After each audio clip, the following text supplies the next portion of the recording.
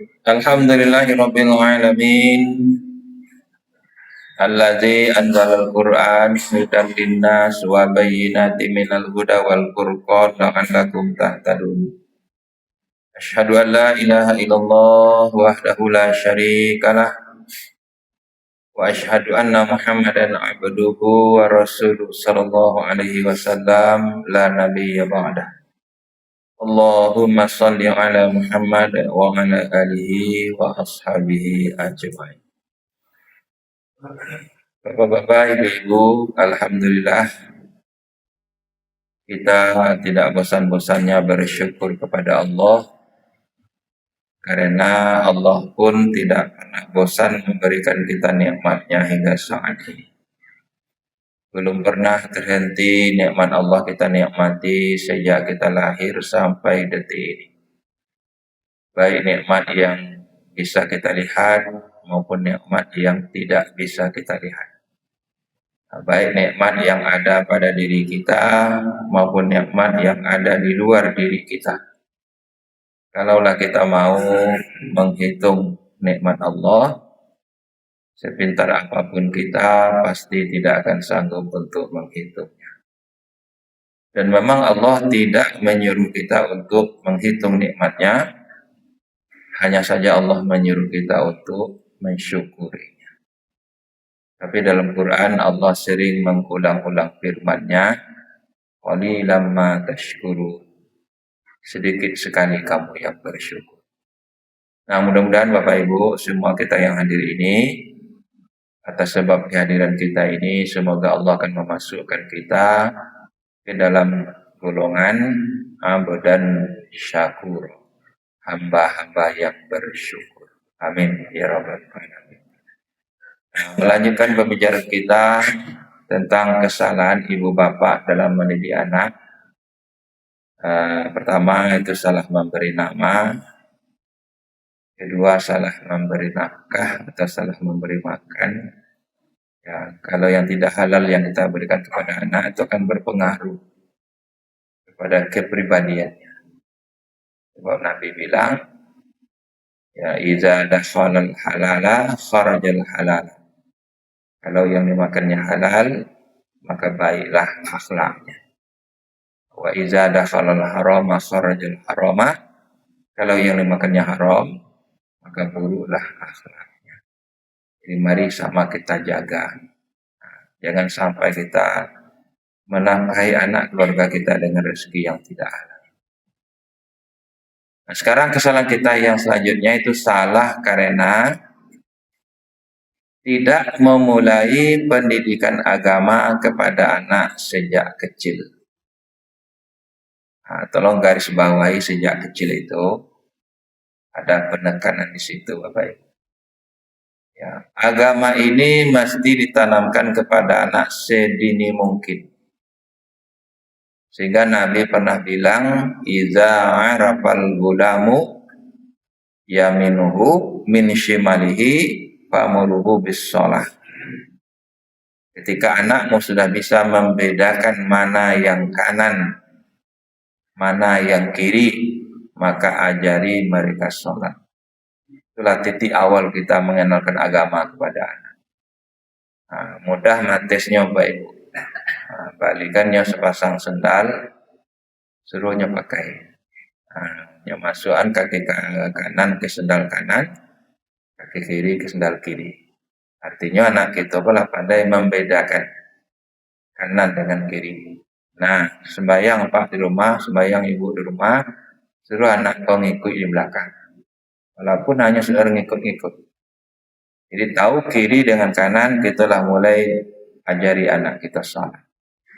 Nah, dia di selain mengatakan, dalam bahasa Minang istilahnya Bu, Pak, kete taraja-raja, kadang tak bawa-bawa, tuwo terubah tidur. Mati, masuk, ulang kete taraja-raja, kadang tak bawa-bawa, tuwo terubah tidur, mati, masuk kubur dulu. Neraka itu Pak kiamat dunia dulu. Nah, Jadi mulai dari awal. Hadis lain mengatakan, uh, suruhlah anakmu sholat ketika berumur 7 tahun. Murru auladakum bis sholati lisabwa. Tapi kini banyak orang tua membiarkan anak tidak sholat. Abang banyak anak wala kadang-kadang tidak sembahyang. Jangan salahkan anak. Karena di rumah kita tidak wujud disiplin tadi. Ya, maghrib anak entah di rumah. Mesti kalau maghrib anak tidak di rumah kan kita cari. Nah, tapi kalau anak ayam tidak pulang maghrib, cari lah. Anak ayam tidak pulang maghrib ya, cari keliling kampung nah. Kalau anak awak maghrib entah di mana, akhirnya jadi hira udah awak. Ini lah tabiaso. Maka lebih tegas Nabi mengatakan umur 10 awak. Umur 10 kalau tidak mau sembahyang, tindakan kita mesti tegas. Fadribuhum, pukul, kacui lagi. Nah, tapi masih ada kekini orang tua memukul anak kalau tidak salat. Masih tidak ada nih. Ya, kadang-kadang tidak ada pukul anak tidak salat, ya bapak tidak salat. Ya, kalau bapak tidak salat, tuh aku mukul anak tidak salatnya. Nah, kita mesti memukul anak ketika salat umur 10. Harus. Nah, cuman pukulannya kata Nabi, darban ghaira mubarrijin. Pukulan yang tidak meninggalkan bekas. Nah, itu catat. Artinya tegas itu perlu, zolim jangan. Ada orang tua mukul anak, Pak, sampai Allah minta ampun, anaknya masih caca aja anak. Itu zolim. Ya, kalau sempat meninggalkan bekas, apa ya anak kapasa baru? Sama baru. Atau polisi. Baik laporannya. Polisi. Nah, tengok kaki dia Nabi dilaki ayahnya. Ah, dipoto di polisi itu, Pak. Aku barang bukti. Nah, Pak ditahan. Undang-undang KDRT, kekerasan dalam dalam KDRT, kekerasan dalam rumah tangga, dan undang-undang perlindungan anak. Nah, jadi Nabi kita kan lebih pintar, Pak. Kalau ada undang-undang KDRT di Indonesia, Nabi lebih undang-undang duluan. Pukul, tapi jangan meninggalkan bekas. Nah, itu pun yang dipukul Bapak Ibu umur 10. Jadi ada aturannya. Nah, ya Pak ya, yang dipukul umur 10. Ya nampak salah pukul Pak. Kata Nabi, anak-anak sembahyang pukul umur 10, yang apa pukul umur 30. Pak kira. Kaja Pak ya. Mana kancah lari berapa tuh? Awak 60-nya 30. Awak perokok loh. Sango berarti lah ya cacaran anak-anak. Jadi ada aturannya. Umur 10 pukul kalau tidak masalah. Nah, ada ulama menyarankan ya, tekupkan hadis. Umur 7 lah disuruh, umur 10 lah dipukul, umur 3 balik tidak aja namu ada. Ambil pisau, tapi bukan hadisnya. Ambil pisau, asah pisau di rumah anak. Atau lelok kang kalau tidak aja semayang dan tidak biang. Maka hirot. Umur 3 balik. Akhirnya mulai lali mau balik, tidak jadi semayang tak. Apa ulun tangan ke anak-anak, jawab tangan ayah. Lampe-lampe kita dunia akhirat. Nah, tugas ayah selesai sampai di situ. Ini Allah balik bermakan. Ini Allah gadang. Nah, jadi tentu ayah di akhirat besok. Ada awak alaman memang. Karena yo, anak kan tentu besok di akhirat. Jadi oleh karena itu Bapak Ibu yang dihormati, jangan anggap enteng masalah pendidikan agama kepada anak dari KT. Ya, jangan sesalkan besok kalau anak lah gadang tidak sembahyang. Jangan salahkan anak. Itu salah awak sebenarnya. Jadi mulai dari umur 7 atau mulai bisa bedakan kanan yang kiri, umur 7, umur 10 pukul, 3 balik asal pisau, 5 balik salam. Tapi yang bawa catatan ketek, yang umur 3 balasan besar itu bukan hadis. Ada ulama mengatakan, ya kalau Pak buik lah kalau enggak. Buik beko, anak ke pandai basile, apa alasan lu pisau? Ha, yang pandai melan pisau enak. Akulah salah kita nangka tiga baru kesempatan ke Bapak Ibu. Jadi yang mau sarankan kepada seluruh kita yang hadir, wah, didiklah anak kita dengan nilai-nilai agama dari kita. Ini kita menanam, besok kita menuai. Mati awak besok, atau curah-curah doa dari anak kita. Dan doa anak yang membantu kita. Nah, kita masuk yang terakhir mungkin kesalahan kita pada anak dalam buku itu, yaitu salah karena tidak membiasakan diri mendoakan anak. Atau termasuk salah satu bentuk kesalahan orang tua kepada anak. Kita masih banyak mendoakan anak. Anak kita sedang menapak masa depannya. Sedang mengejar mimpi dan cita-citanya. Nah, irilah langkah mereka dengan doa. Anak yang sering didoakan pasti beda dengan anak yang tidak pernah didoakan. Pasti. Semakin sering kita mendoakan anak, semakin Allah akan bukakan jalan. Ingin anak sukses, iringi mereka dengan doa. Ridha Allah fi ridha walidain. Ridho Allah di atas ridho kedua ibu bapak. Banyak-banyak doakan anak. Pada ibu dan bapak lah yang berdoakan anak kok. Alhamdulillah. Tapi ada orang sampai lain. Hanya mendoakan anak pernah doa. Tapi kalau menyumpahi anak, acok. Kalau mengutuk anak tiap harinya. Baik ibu di sini pernah menyumpahi anak. Alhamdulillah. Kalau di rumah,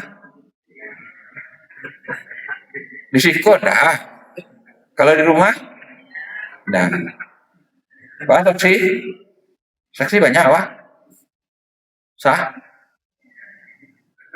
Pernah berang kanak bu?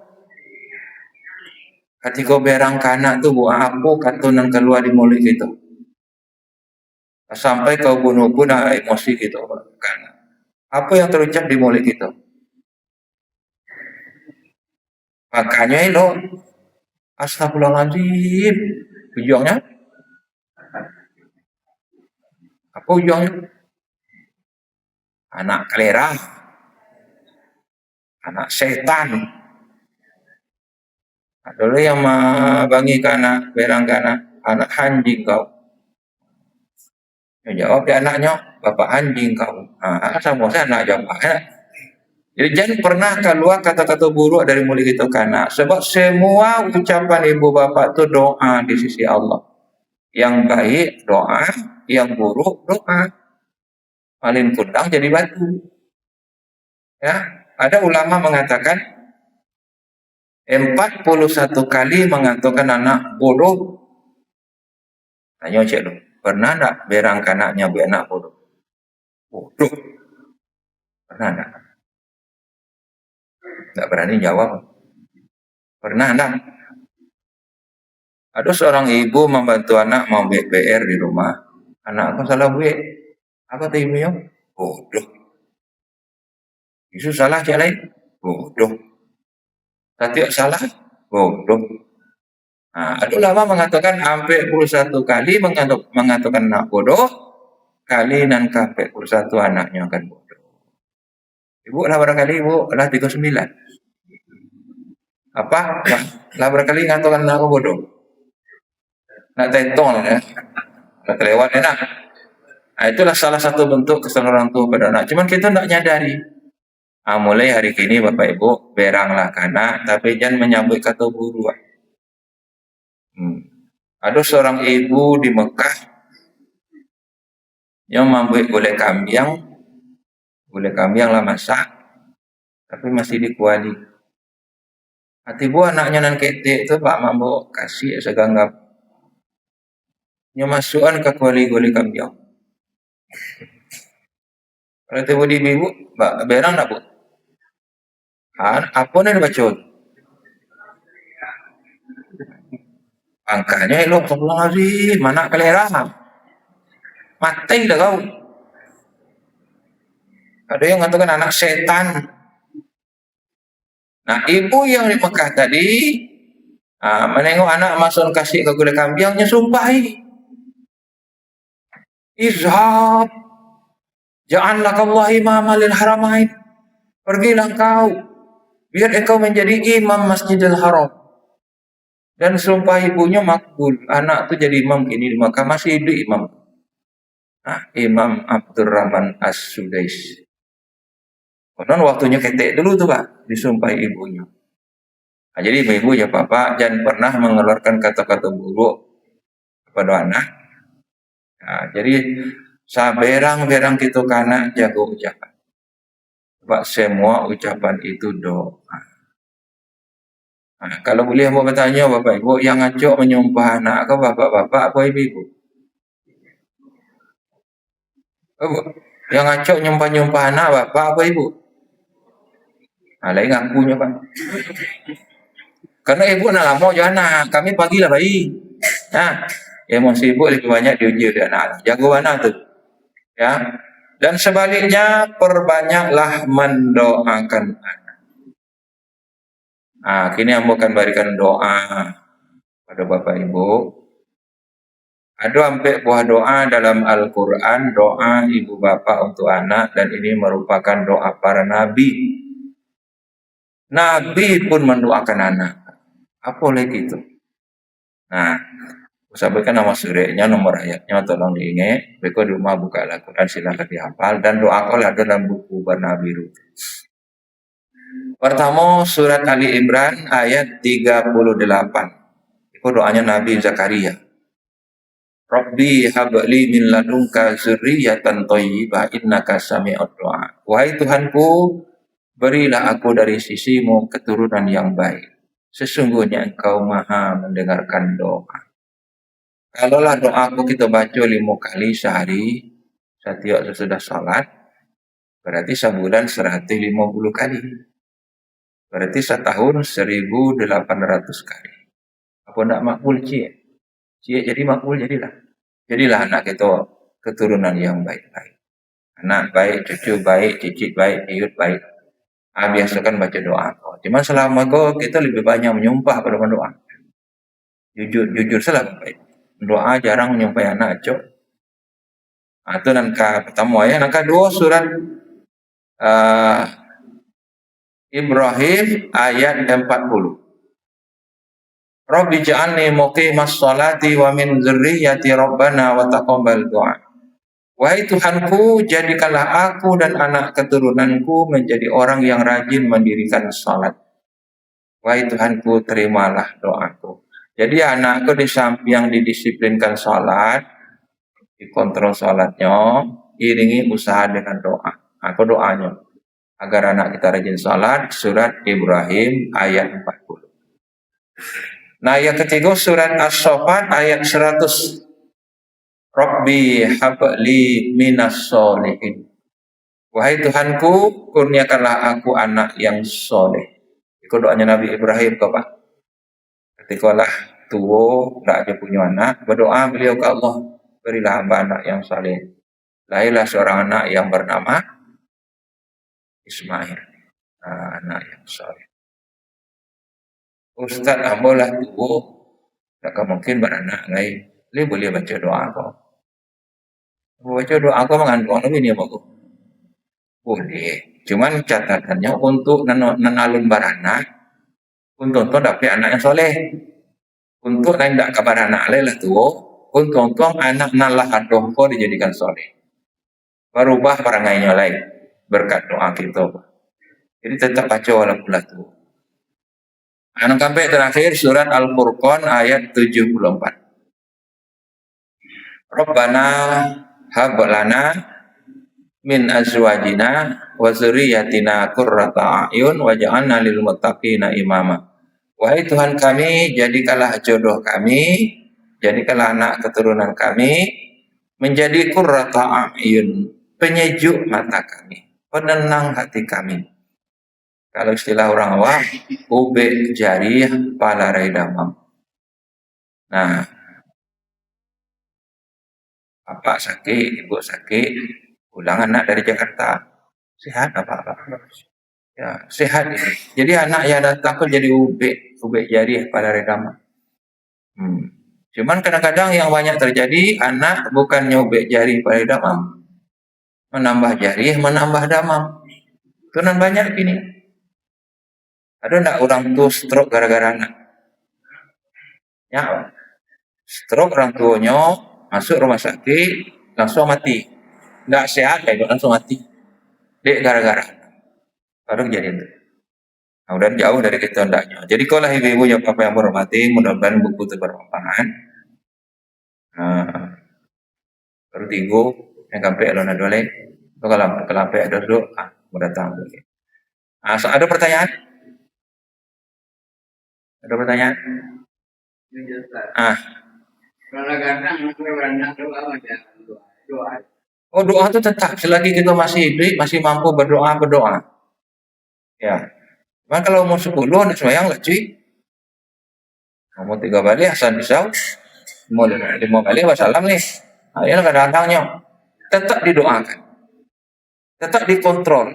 Ada di Bukit Tinggi pak, anak ayahku punya anakku lah pada anak lo. Ini ingin tahu anaknya puasa apa enggak. Enggak tanya orang, kalau tanya bisa dibeluto anaknya. Dia punya trik. Jam 11 siang pergi ke rumah anak. Langsung pergi ke dapur. Ya reseknya periuk.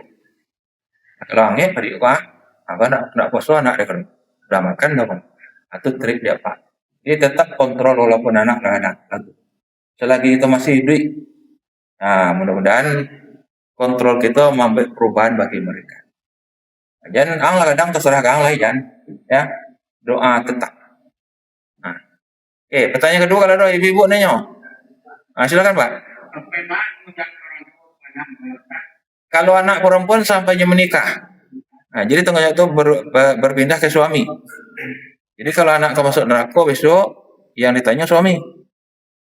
Nah, tapi kalau anak laki-laki sampai kita mati lah, ya tetap kita mengontrol. Makanya ibu-ibu taat kepada suami itu lebih utama, baru kepada ibu bapak. Maka yang tanggung jawab itu suami. Nah, ah, ah,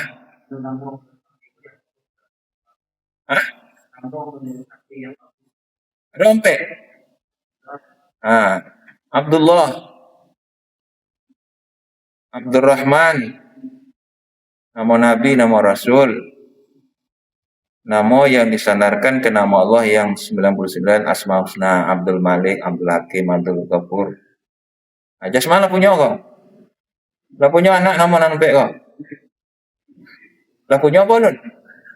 Tambah celai. Ya. Wah maknya maling enggak, cari ya mak baru. Ya. Rugi kalau tidak punya anak nama nampek. Kok nama yang paling Allah senang. Kalau ya. Nah habis, jadi besok mau nak boleh. Ah, ah, ah, aku lihat saya lah. Ya Allah. Judulnya di antara kesalahan ibu bapak dan mendidik. Buku yang ketiga. Sekian terima kasih. Lebih kurang minta maaf. Mudah-mudahan Koto Tinggal tetap jaya. Nama Koto tinggal kan, tapi jaya. Assalamualaikum warahmatullahi wabarakatuh.